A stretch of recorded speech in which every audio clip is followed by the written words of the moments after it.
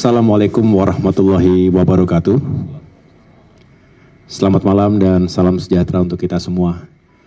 Teman-teman media, insan pers yang saya cintai dan banggakan, terima kasih telah berkenan menunggu kedatangan kami. Saya baru saja hadir di istana menghadap Bapak Presiden Prabowo Subianto. Kurang lebih kami berdialog selama kurang lebih 2 jam dan tentunya ada sejumlah hal yang bisa saya sampaikan pada kesempatan malam hari ini.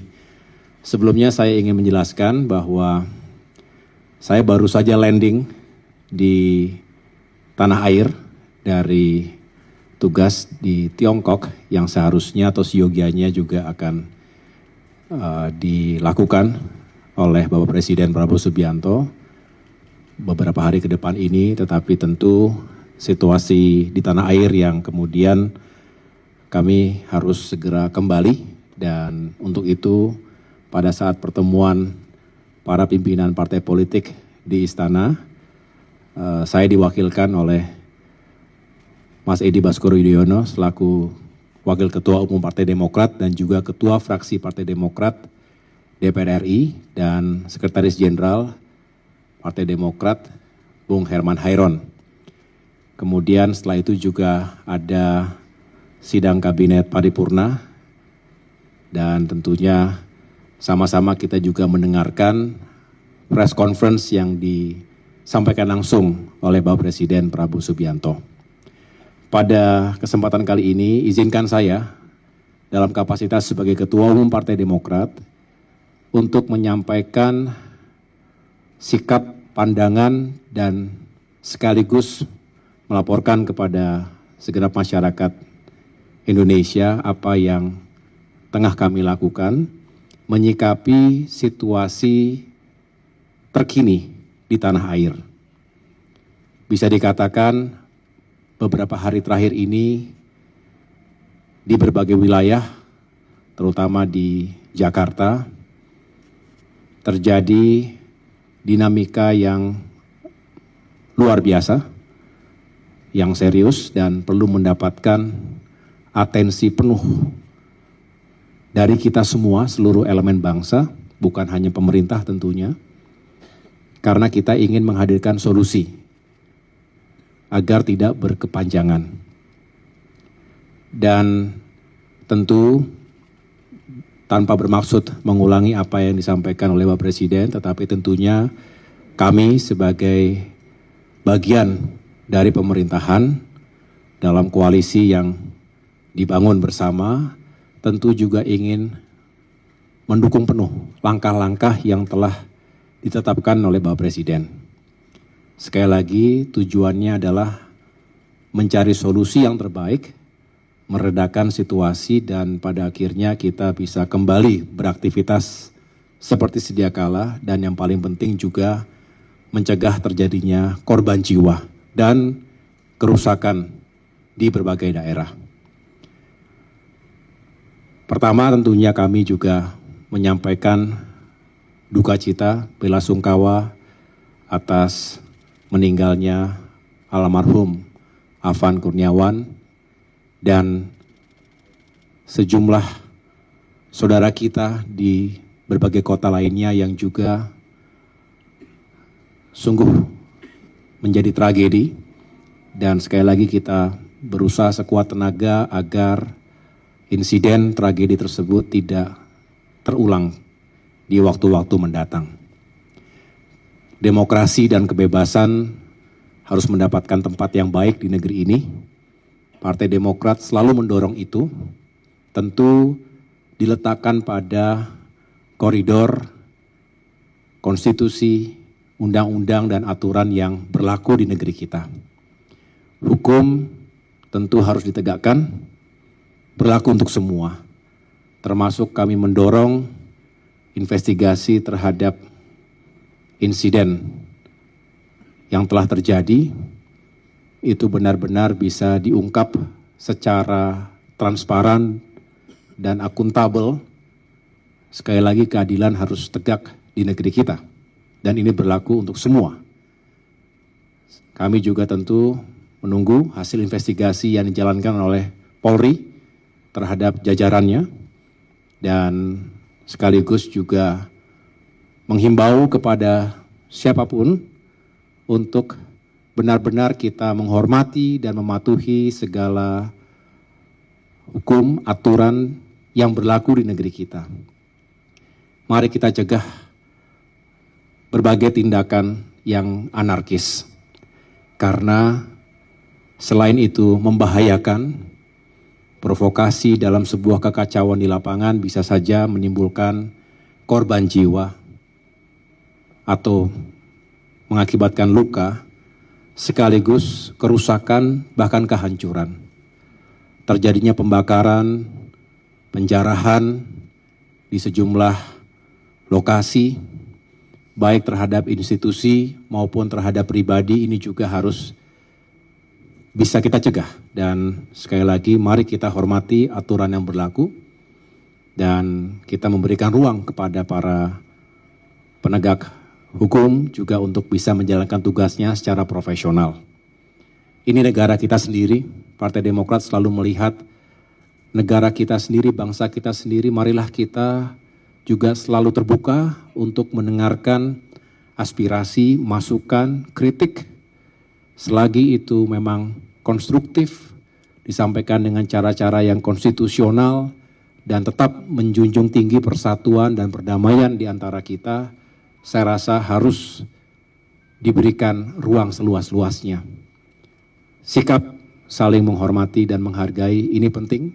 Saya pada saat mendarat di Tiongkok kemarin, jadi saya kurang 24 jam begitu mendarat karena situasi menghendaki untuk kembali, langsung kembali. Tapi begitu mendarat di Tianjin, saya langsung menggelar bisa dikatakan emergency meeting bersama seluruh jajaran Partai Demokrat. Bukan hanya di jajaran Dewan Pimpinan Pusat, tapi juga para ketua DPD di seluruh tanah air. Dan tentunya saya juga menyampaikan pesan-pesan serupa agar seluruh kader Partai Demokrat, termasuk khususnya para wakil rakyat, baik di DPR RI, DPRD Provinsi maupun Kabupaten Kota, bisa bukan hanya menjaga diri. Ingat, menjaga lisan itu penting sekali. Jangan menyakiti perasaan masyarakat. Hal yang mungkin kita anggap biasa tetapi begitu mendasar, sensitif bagi masyarakat, janganlah kemudian kita ringan melukai perasaan masyarakat. Itu pesan saya kepada seluruh kader Demokrat, dan tentunya itu juga tidak cukup. Kita harus terus menjadi rumah aspirasi yang membuka ruang dialog, mendengarkan masukan, harapan. Kalau ada yang mengekspresikan kemarahan atau emosinya, sabar dengarkan baik-baik. Ini rakyat kita sendiri, konstituen yang kita wakili.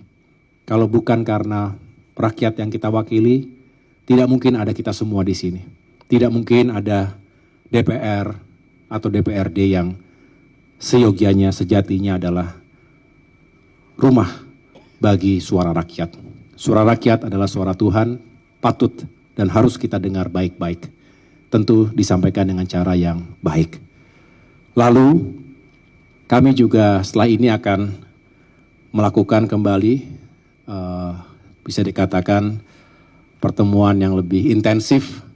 Sekaligus saya juga berkonsultasi dengan Ketua Majelis Tinggi Partai Demokrat, yaitu Bapak Susilo Bambang Yudhoyono, Pak SBY. Perlu saya sampaikan kepada teman-teman, seperti yang juga sudah diketahui, Pak SBY saat ini sudah tidak lagi aktif dalam day-to-day politics. Tidak masuk ke ranah politik praktis sehari-hari. Karena semua sudah diserahkan kepada kami yang ada di depan ini. Saya bersama dengan jajaran DPP dan kader-kader utama, ada Pak Teguh Rifki Harsha, ada Pak Muhammad Iftithar Sulaiman, selain tentunya Sekjen, Bendum, Kafrak, dan yang lain-lain. Dan sekaligus tugas-tugas sebagai Ketua MTP pun sebenarnya secara praktis sudah dijalankan oleh Ketua Umum, jangan juga secara ex officio sebagai Wakil Ketua MTP.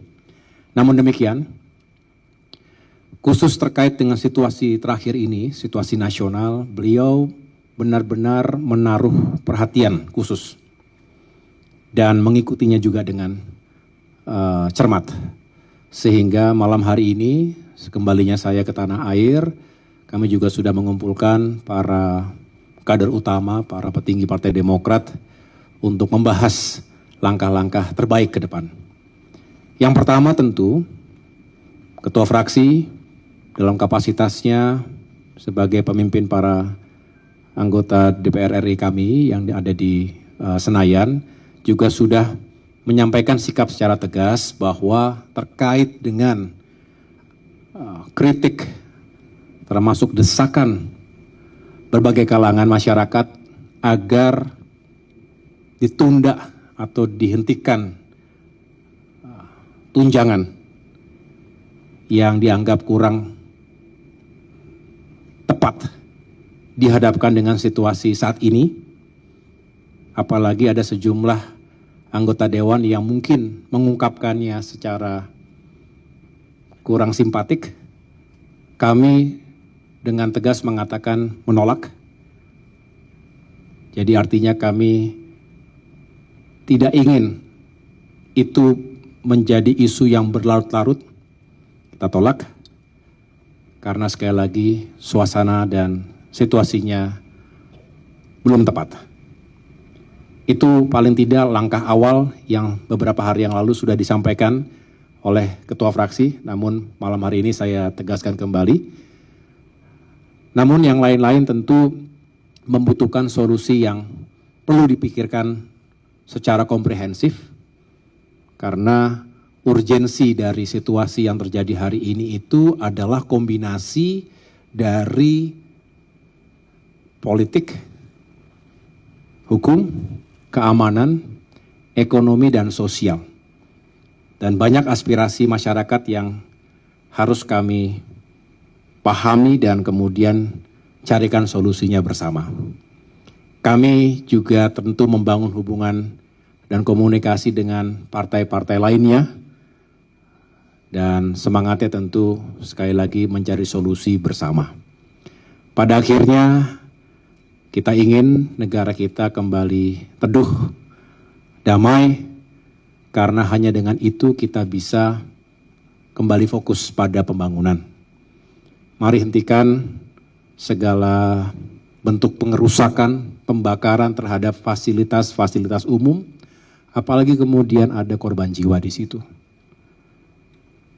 Dan kalau terjadi kerusakan demi kerusakan, bukankah itu juga akan menyulitkan kita semuanya? Mari sama-sama kita jaga situasi yang kondusif. Saya mengajak dan telah menginstruksikan kepada segenap kader Demokrat untuk juga menjadi bagian dari solusi. Jangan menjadi masalah.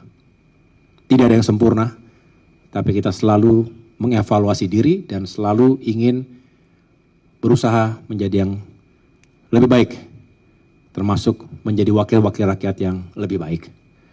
Itu yang dapat saya jelaskan pada kesempatan malam hari ini. Selebihnya sekali lagi kami mendukung penuh segala upaya kebijakan yang diambil oleh Bapak Presiden Prabowo Subianto. Kami ingin segera bisa menetralisir situasi dan dinamika. Kita buka ruang di diskusi, dialog, menghadirkan semua elemen bangsa, para tokoh dalam dialog yang terbuka, dan sekali lagi satu tujuan, yaitu mencari solusi yang terbaik untuk bangsa dan negara kita. Pada akhirnya kita menempatkan rakyat, kepentingan rakyat di atas segala-galanya. Itu adalah tujuan kita berbangsa dan tujuan kita bernegara.